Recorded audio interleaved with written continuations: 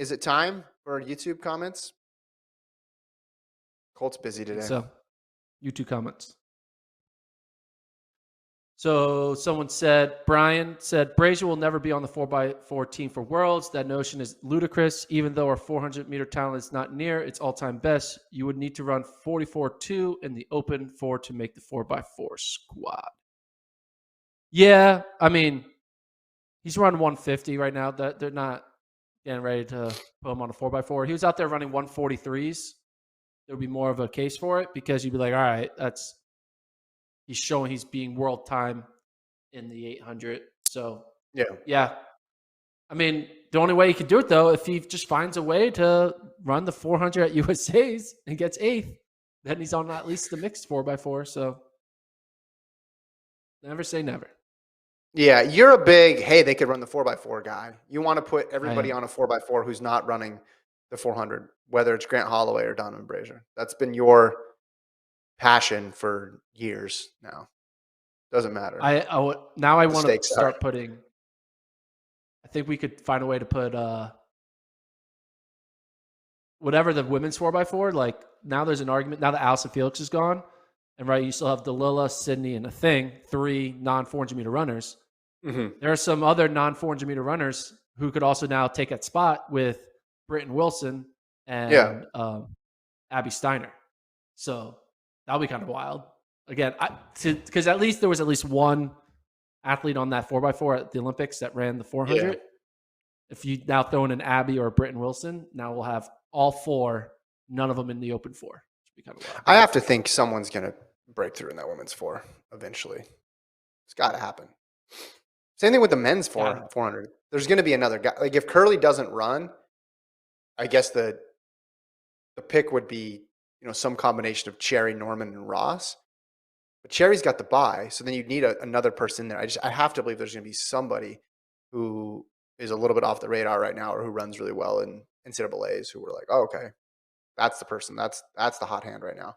But, yeah, I just think you got to take care of your individual event before you start thinking about a relay, and I think it was always a bit of a long shot, especially because you have to prove yourself to do it. You can't just say, hey, I did this time in college 3 years ago.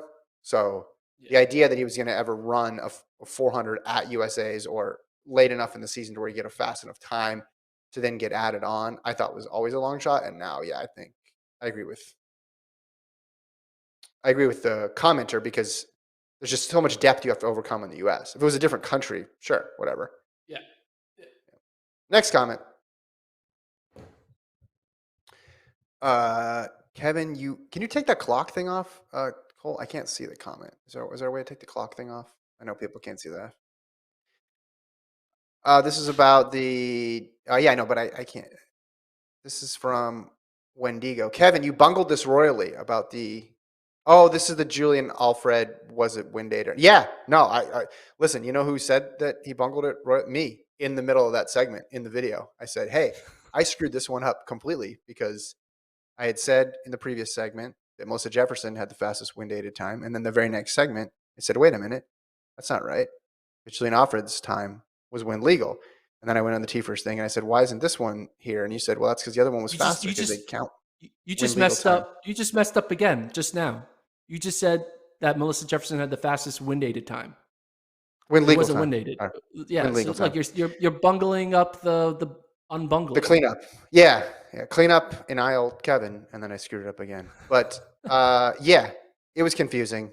Again, I blame the descending order list. No.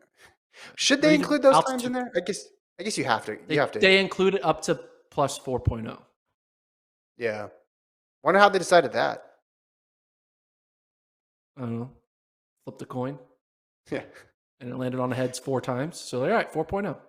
There you go. I admit I screwed it up. I apologize. I issued a correction immediately. Hey, it's not as bad as Gordon saying Matthew Bowling had never won an NCAA title. That was definitely worse. So let's just keep things in perspective. No one remembers the indoor 2021 championships because I do. It was weird. It was happening at Cross. I wasn't there, so it doesn't count. Yeah, if I'm not at the meet, it doesn't count since 2014.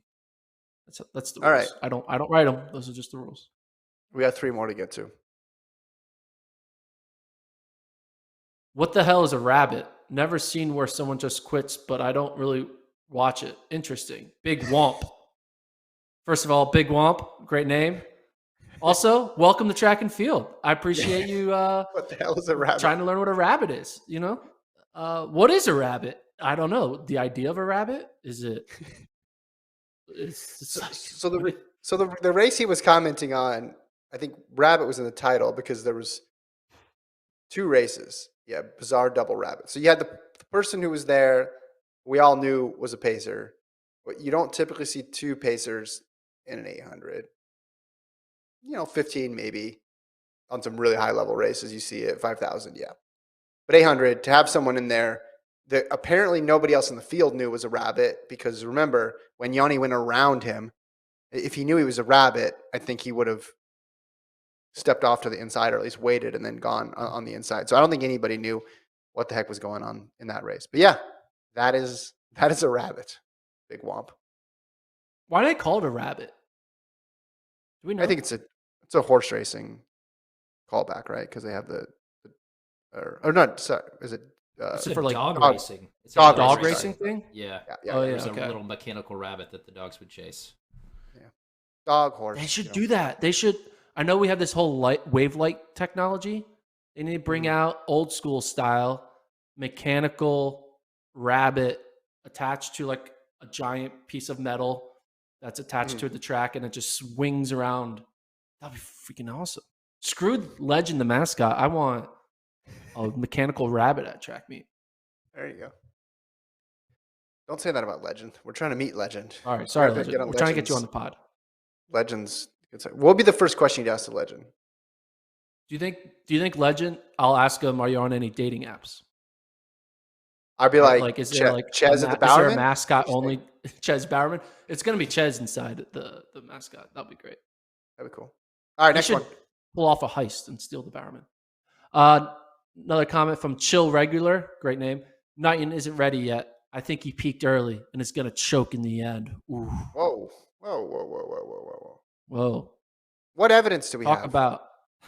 What evidence do we have that he's gonna do that? All he did. Well, hold on. What evidence does he have? What evidence do we not have? Last year. Both ways. Last year, he Yeah, but- made the team and went and got 4th. He ran up to his ability in both races. He does that again this year.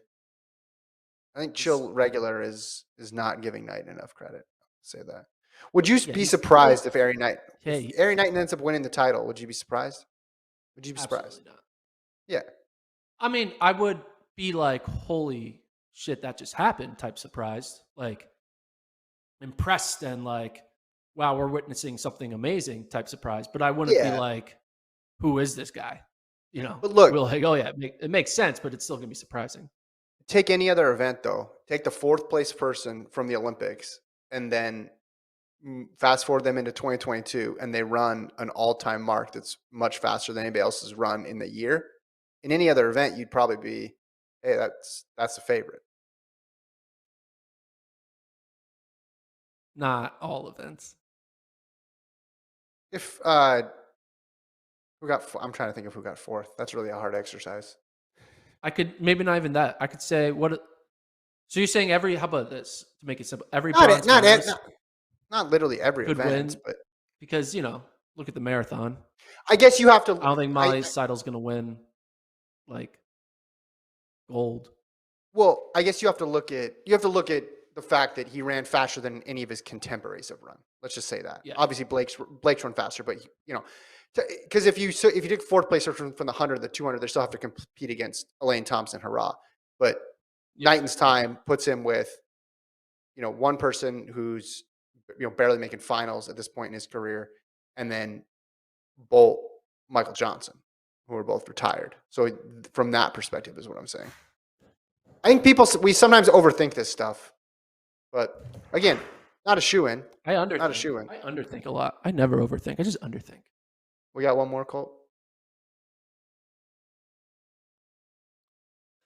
This is from Gold K9. This was posted on Sunday, 5/16. This season is boring, to be honest. No real matchup has happened.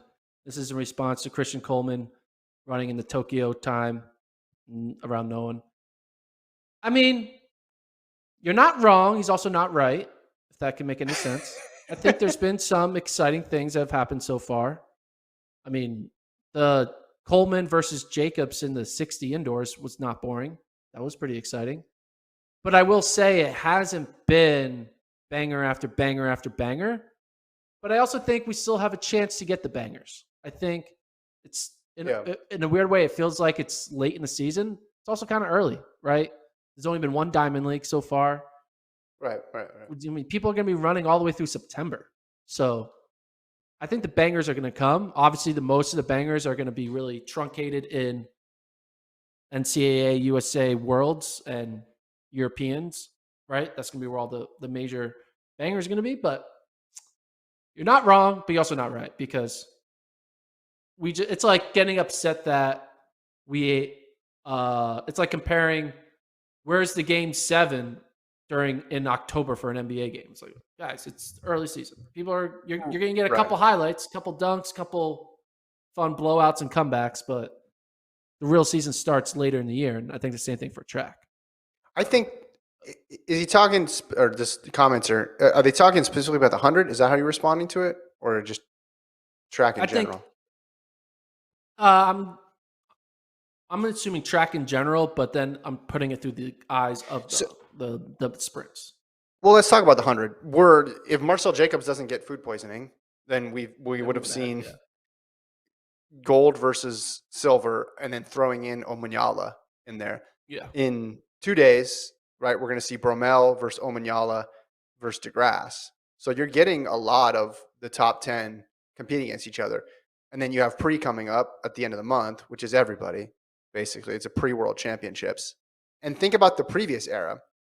Think about the Bolt era. Was there any chance that we would see Bolt and Blake compete outside of the Jamaican Championships? I mean, it was a very low probability. You know, Bolt and Gatlin, you go down through the line.